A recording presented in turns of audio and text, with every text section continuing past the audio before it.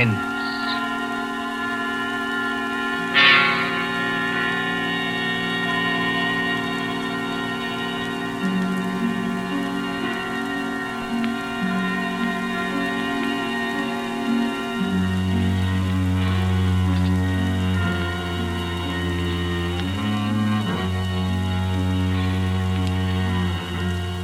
The thrill of the nighttime, the hushed voice and the prowling step, the stir of nerves at the ticking of the clock, the rescue that might be too late, the crime that is almost committed, mystery and intrigue and dangerous adventures. We invite you to enjoy stories that keep you in suspense.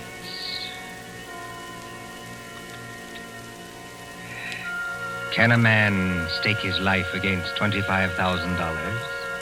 Can another and cleverer man track him down like a hunter, stalking his prey and kill him within 5 hours?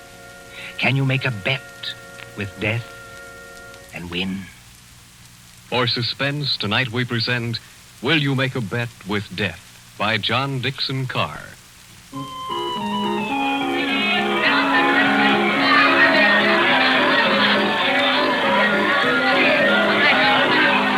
Coney Island on a summer day.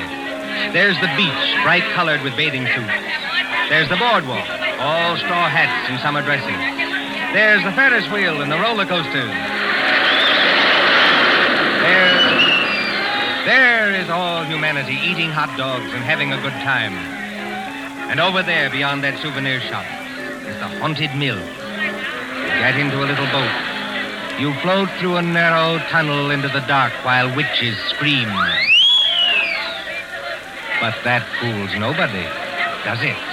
There couldn't be any real terror, could there? While the bands are playing and the crowd goes by and... Ladies and gentlemen, a unique attraction.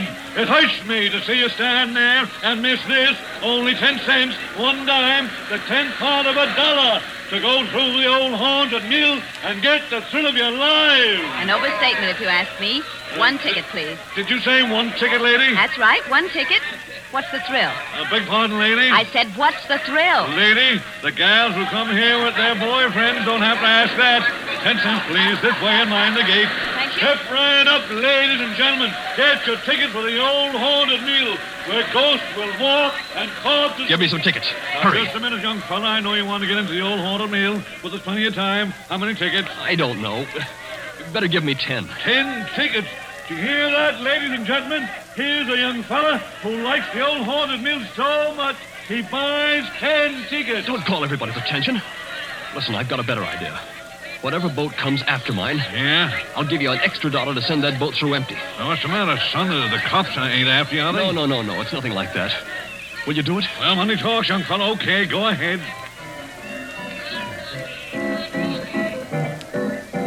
Isn't there an empty boat here? Well, really? You've got such a great objection to riding in the same boat with me? Oh, I'm sorry. I didn't mean that at all. Don't misunderstand. Then you'd better get in if you want to go. This boat's starting to move. Yeah, I better sit down. You certainly had. Look here, I want to apologize. That's quite unnecessary. This place is rather childish anyway, isn't it? Yes, isn't it? But I've seen everything else, so I may as well see this. Here we go in the dark. What was that? One of the ghosts, I imagine, from a machine. It sounded like him laughing. There isn't anybody in the boat behind us, is there? Oh, I can't see. It's pitch dark. Listen, Miss... My name is Andrews, Betty Andrews, if it's customary to exchange names in a place like this. Mine's Pendrall. Bob Pendrall. Did you say Pendrall? Yes. Do you know it?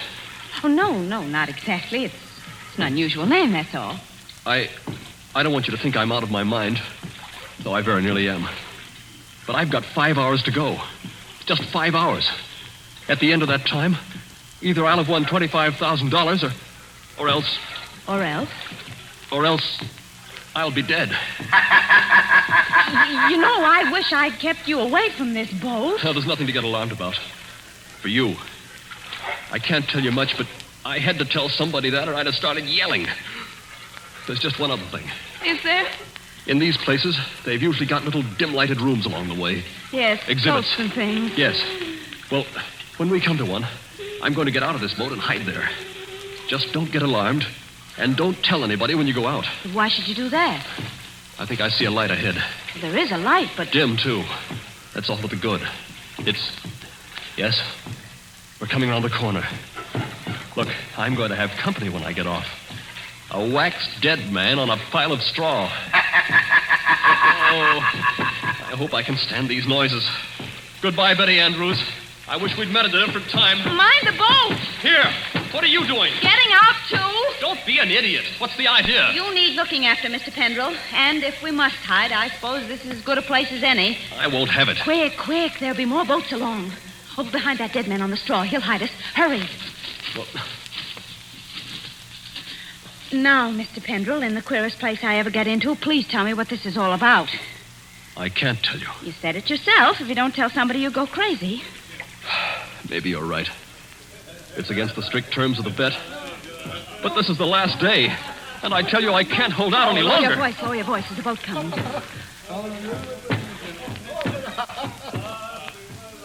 I wonder if you ever heard of my stepfather, John Destri. Yes. I imagine everybody has. He's a millionaire, and I'm not. I'm just a chemist. An analytical chemist. Not very successful. So if I'd had time, if I'd had money, I might have worked out a process that would have... Well, I think it would have helped in the war. But he's got money. Yes, he's got money. Well, my mother died years ago. This Destri's a big, white-haired, fine-looking fella. You'd think butter wouldn't melt in his mouth. He's got an apartment in the East 60s, secretary, I never met her, valet, cook, that kind of thing. Well, he used to invite me there. I wouldn't go. Then he got hold of a book I had to have, a German work on chemicals. So I went. After dinner in that study of his, over the brandy...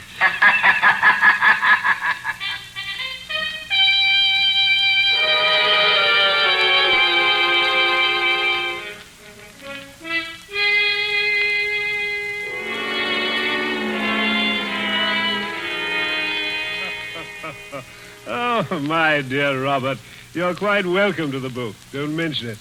Oh, what do you think of this brandy, by the way? It's excellent, thanks. Yes, I thought you'd like it. And now that we're all relaxed, comfortable after dinner, tell me something. Yes, Mr. Destri? You hate me, don't you? Frankly, I do. And always have. Good. Then you'll be relieved to hear I've always felt the same about you. But tell me something else. Did you ever know me to break my word? No, I never did. I'll give you that. I asked you, Robert, because I want to make a little bet with you. That is, if you have the nerve, which I doubt. Well, I'm afraid I can't afford to make bets. You were always careless with money, Robert. Well, I've been thrifty. I saw that when your mother was alive. But you can afford to make this bet. Look here, in my desk. Well? $25,000, Robert. $25,000 in 5 $100 bills. And what would I have to bet against that? Your life. What? My life? There's the money in the drawer. Look at it. What wouldn't you give for that money?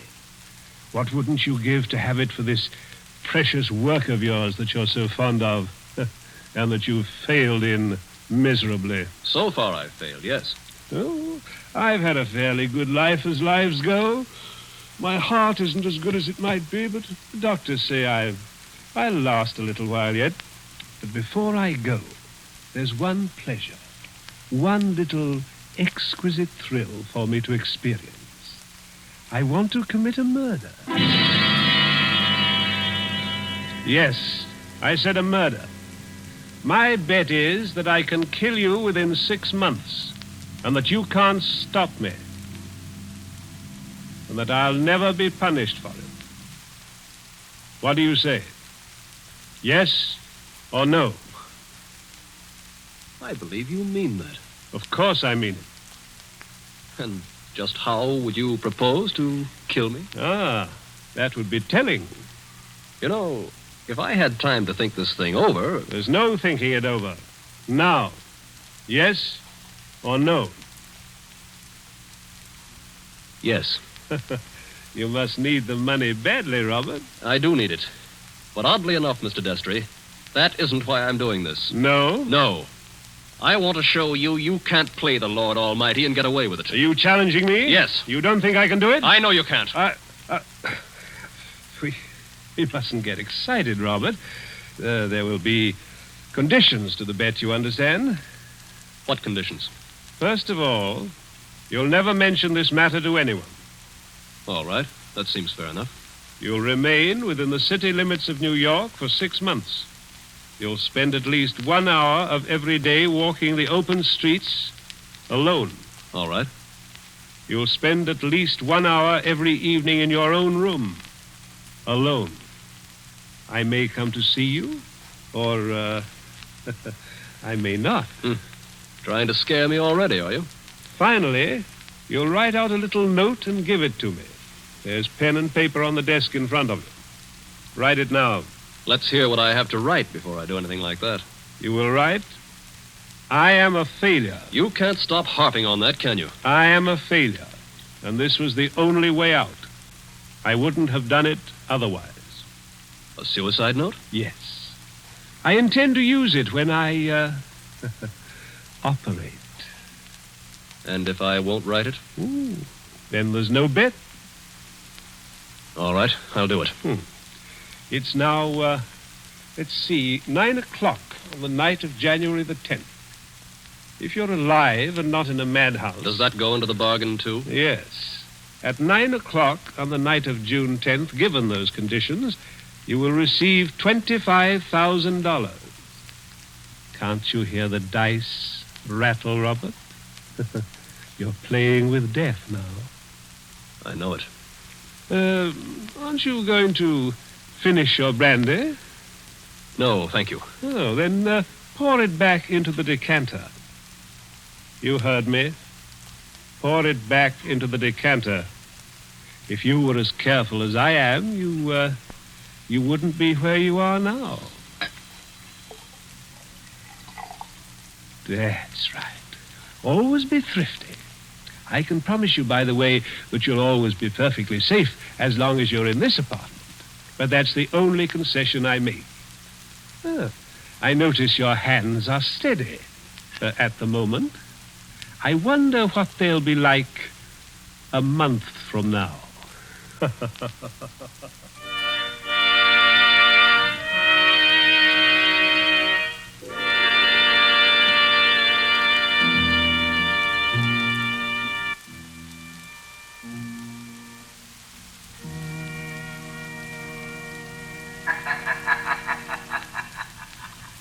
So you were fool enough to make a bet with John Destri. Listen, Betty. I want to tell you what else happened the same night. I got on a Fifth Avenue bus and started to look through that book that Destri gave me. It was a book that I wanted about poisons. Well, just as I opened it, I felt something sharp prick my fingers. I looked down, and my hands were covered with blood. He had sewn safety razor blades in a line down the inside edge of the cover. Oh, no. Yeah. A little white card fell out of the book, and I read it. It said, "See how easy it is to take you off guard? Those razor blades aren't poisoned, but they might have been. Take warning." Betty, that was 6 months ago. 6 months less 5 hours of careful, refined torture. And now, I've got only 5 hours to go. What's he done in the meantime? Nothing. Nothing. I don't understand. Nothing at all. That's the cleverness of it. He's left me waiting. Expecting something. Expecting it every hour of the day or night.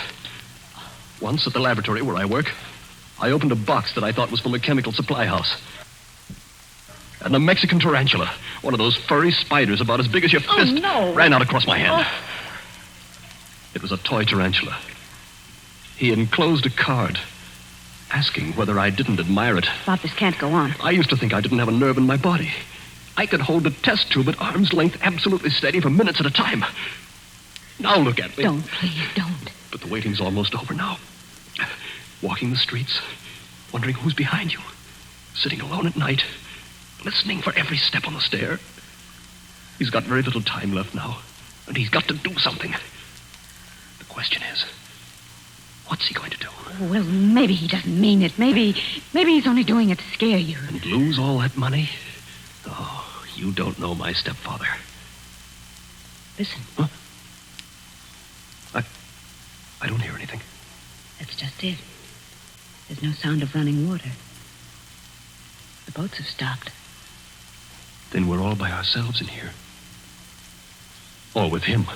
Yes. Oh, Lord, how I wish I hadn't gotten you into this. Oh, I'm all right. Or at least I think I am.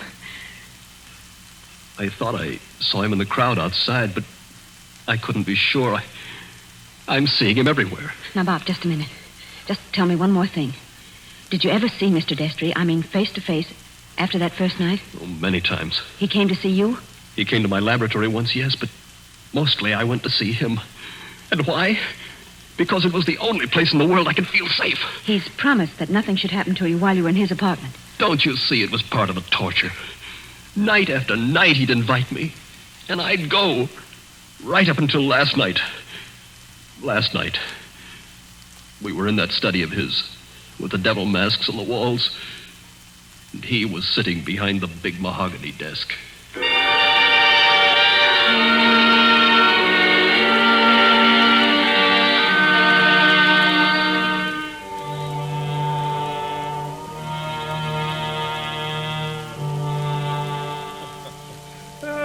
My dear Robert, I'm pleased and even touched to have you here on the last night before you. Why don't you say die and get it over with? Oh, well, let's not say die. No? The clergy contend that we never die. We only change. Now let that be a consolation for you. Must you be going so early? There's that 1 hour at home rule to our bet, if you remember. I remember. You're keeping to the rule. Yes, and I mean to beat you at this if it's the last thing I ever do. The last thing I ever do. That's an unfortunate choice of phrase, Robert. My boy, you haven't a chance. Something's going to happen to you within the next 24 hours when you least expect it. Will you answer me one question? If I choose. Have you decided how you mean to kill me? I decided that 6 months ago. And you still think you can get away with it? It's a method which has never been known to fail. I give you my word of honor on that. Is it sudden? Yes, and no. Wouldn't you like to know what it is? Good night, Mr. Destri. I think I'd better be leaving. No, my dear boy, you mustn't go yet. Sit down. Pour yourself a glass of brandy. No, thanks. Then perhaps you wouldn't mind pouring me a little. My doctor allows brandy, though I'm forbidden spirits. I notice your hands are shaking quite a good deal. They weren't like that 6 months ago, were they? No. You were full of confidence then. Oh. And it grieves me to see you waste tobacco by lighting a cigarette and putting it out immediately. Oh, it's no use lying to you. But I'm going to beat you just the same. You wouldn't like to back out now? After what I've been through? You'd still have your life. I'll keep it, thanks. That's very unwise of you, Robert. Still, you must decide. Oh, I was expecting my secretary a little later to dictate some letters. But now, I think I'll leave her a message that I've gone to bed and turn in myself. Tomorrow is likely to prove an interesting day for both of us. Here's your hat, here's your briefcase, and let me wish you a fond, peaceful, and happy good night.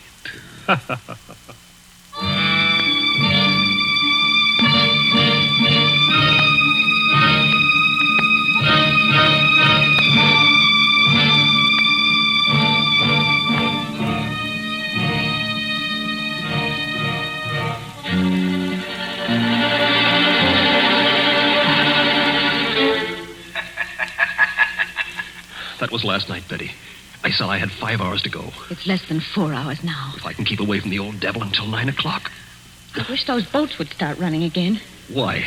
Because it's almost as spooky in here as a real old mill. I know. Even that wax dummy on the straw. Any minute now. You're expecting to see him move? So am I. Now, don't stand up. It doesn't matter. If the boats aren't running, we can hear anybody who comes along. I hope so. Do you think Destri's got in? Bobby can't have got in. He can't even be here. Why not? Because Mr. Destri told me... Mr. Destri told you? I'm his secretary. You know, Betty Andrews, I'm sorry it was you who did this. Did what? You can't guess, can you?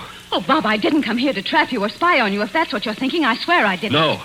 You only got me to tell you the whole story and lose my bet. I haven't heard a single word you said. Bob, please believe that. He didn't send you here, of course. No, no. And of course you never saw me at his apartment last night. No, I swear I didn't. I got there late. He'd gone to bed. I didn't even take off my hat or gloves before I left again. Don't you understand, Bob? I hate him, too. I want to see you beat him. You've got to beat him. You mean that? Look at me and see if I mean it.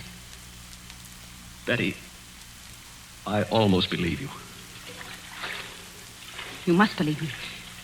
And Anything else? we better hide behind that dead man in a hurry. Those boats have started up again. I wish I could tell you, Betty, what that means to me. Come on, hurry. Wait a minute, you two. What? Stay just where you are. Where's that voice coming from? Along the tunnel, I think. But it's not Destri's voice. No, it's a man standing up in a boat. He's coming around the corner. I can see him now. Hurry. The old haunted mill, eh? My golly, if this ain't some place to make a pinch, I never heard of one. What do you mean? Make a pinch? Just what I said. Your name, Robert Pendrall? Yes. Who are you and what do you want? Police headquarters. You're to come along with me. I want to see you over in New York. About what? I wouldn't know, lady, but it might be about the murder of John Destri. Oh, no! Did you say the murder of John Destri? That's right. Somebody poisoned him last night with mercury cyanide. I wouldn't have got you at all, maybe, if the barker outside there hadn't thought the cops were after you to start with. Betty, Yes, Bob? he's beaten me. He hasn't beaten you. Oh, yes, he has. And I know now the weapon Destri was going to use in killing me. What weapon? It never fails. The electric chair. You mustn't talk like that. Don't you see? He never once intended to kill me in the way I thought. Are you coming quietly, Mr. Pendrall? Just a minute. He's poisoned himself. But he's left evidence to show I did it. He's killing me the worst way possible. He's won the bet. The money doesn't matter now. If I'm in the death house for murder, what use have I got for all the money in the world?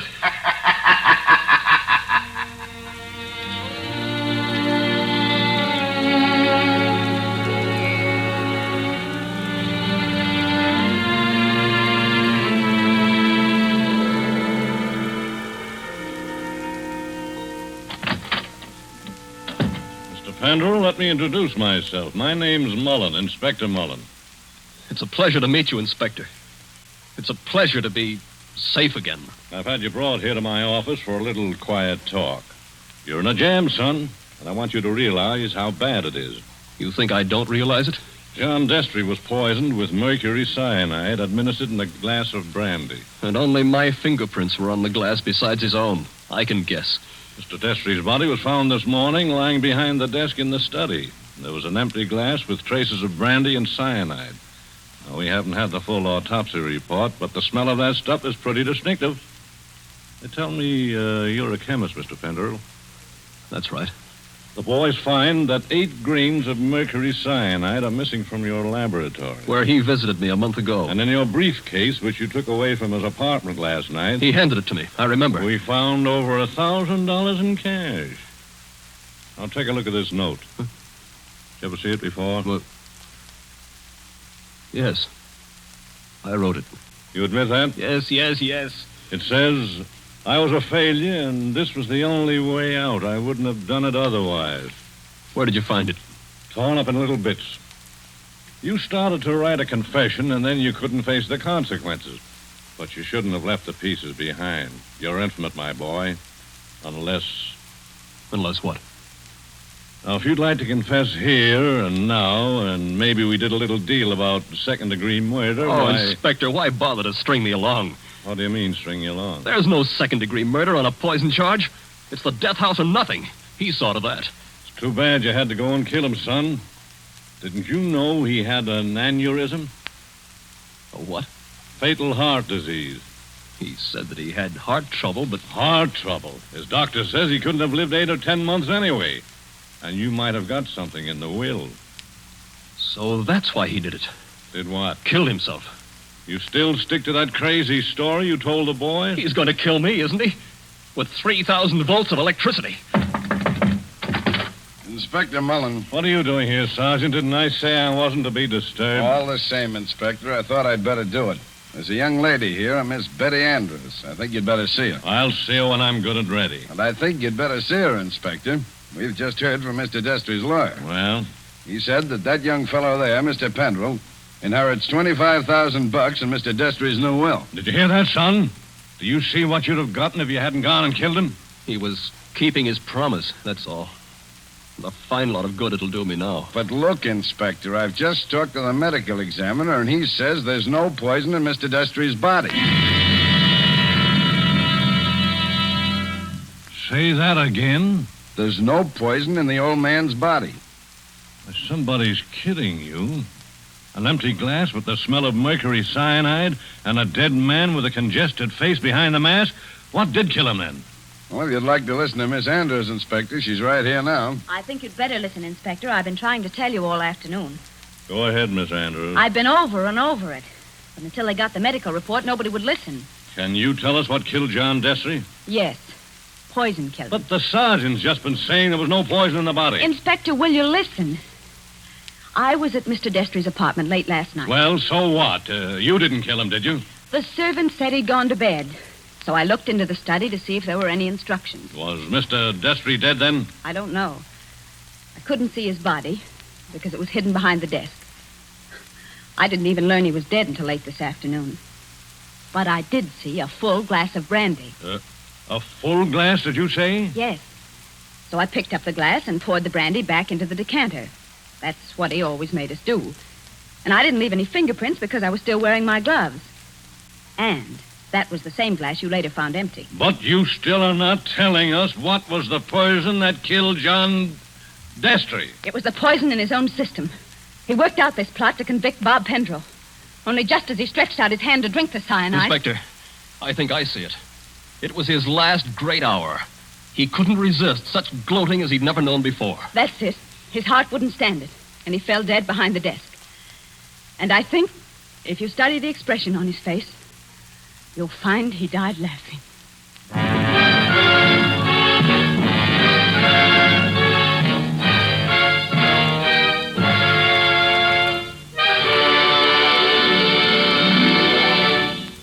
And so ends Will You Make a Bet with Death?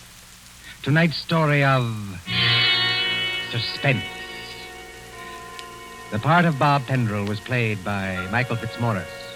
Betty was played by Leslie Woods. John Destri was played by Nicholas Joy. And in supporting roles were Ted Corsia and Charles Slattery. Again next Tuesday at 9:30 p.m. Eastern Wartime. A story dedicated to the thrill of the nighttime, the hushed voice, and the prowling step.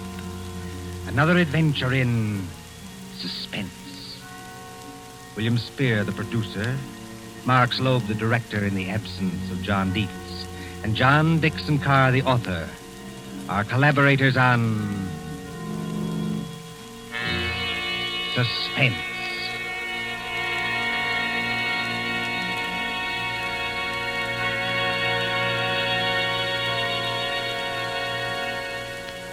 This is the Columbia Broadcasting System.